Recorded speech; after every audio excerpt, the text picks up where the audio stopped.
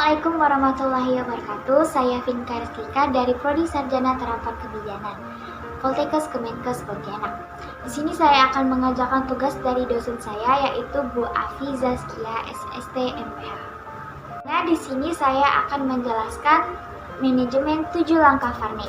Tahap pertama yaitu pengumpulan data, di mana pada tahap awal ini kita melakukan pengkajian dengan mengumpulkan semua data yang diperlukan untuk mengevaluasi klien atau pasien secara lengkap. Itu yang pertama, riwayat kesehatan, dan yang kedua, pemeriksaan fisik pada kesehatan.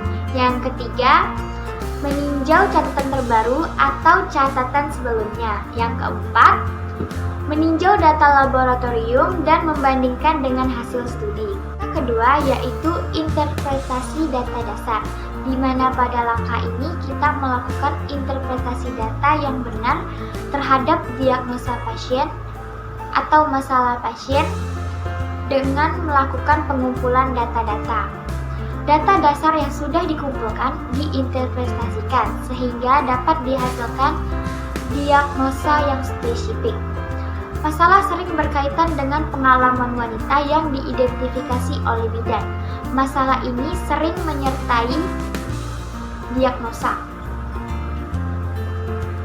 Sebagai contoh, yaitu wanita pada trimester ketiga merasa takut terhadap proses persalinan, dan persalinan yang sudah tidak dapat ditunda lagi.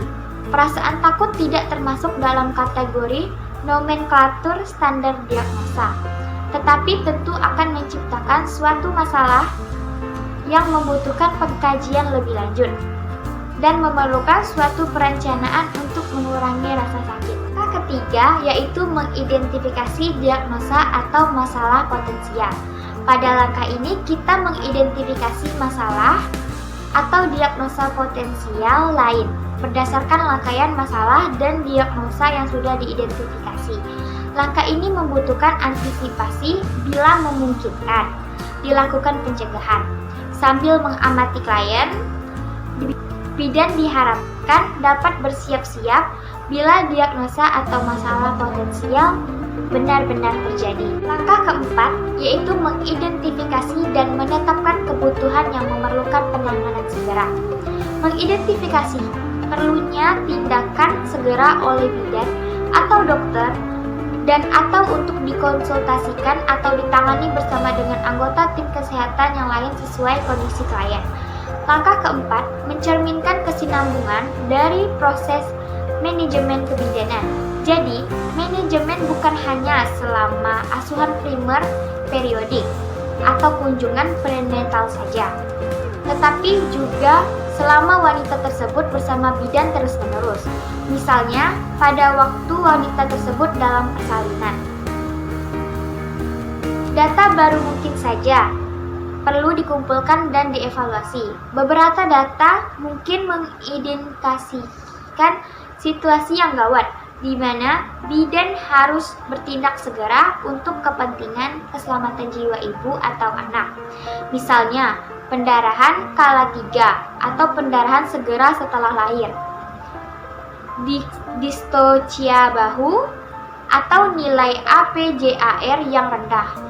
Dari data yang dikumpulkan dapat menunjukkan satu situasi yang memerlukan tindakan segera, sementara yang lain harus menunggu intervensi dari seorang dokter. Misalnya, prolaps tali pusat. Situasi lainnya bisa saja tidak merupakan kegawatan, tetapi memerlukan konsultasi atau kolaborasi dengan dokter. Langkah kelima yaitu merencanakan asuhan yang menyeluruh. Pada langkah ini, direncanakan asuhan yang menyeluruh ditentukan oleh langkah-langkah sebelumnya.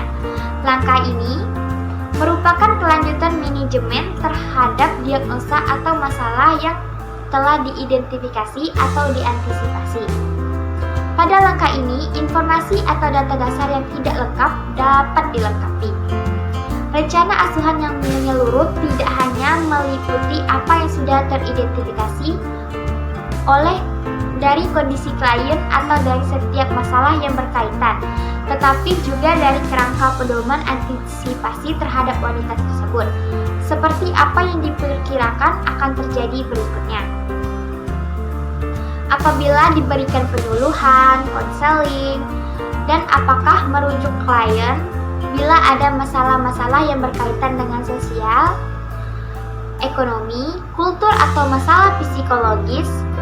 Semua keputusan yang dikembangkan dalam asuhan menyeluruh ini harus rasional dan benar-benar valid berdasarkan pengetahuan dan teori yang up to date serta sesuai dengan asumsi tentang apa yang akan atau tidak akan dilakukan oleh klien.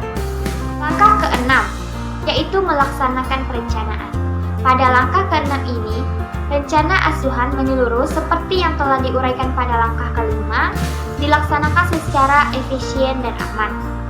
Perencanaan ini bisa dilakukan oleh bidan atau sebagian dilakukan oleh bidan dan sebagian lagi oleh klien atau anggota tim kesehatan yang lain.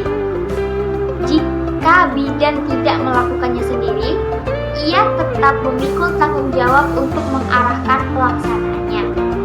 Manajemen yang efisien akan meningkat waktu dan biaya serta meningkatkan mutu dari asuhan klien. Langkah ketujuh, yaitu evaluasi. Langkah ini merupakan langkah yang terakhir. Pada langkah ketujuh ini dilakukan evaluasi keefektifan dari asuhan yang sudah diberikan meliputi pemenuhan kebutuhan akan bantuan, apakah benar-benar telah terpenuhi sesuai dengan sebagaimana telah diidentifikasi di dalam masalah dan diagnosa.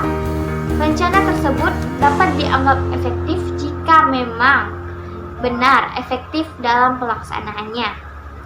Ada kemungkinan bahwa sebagian rencana tersebut telah efektif, sedang sebagian belum efektif. Sekian yang dapat saya jelaskan tentang 7 langkah Varney dalam kebidanan. Bila ada kekurangan, saya mohon maaf. Sekian dari saya. Wassalamualaikum warahmatullahi wabarakatuh.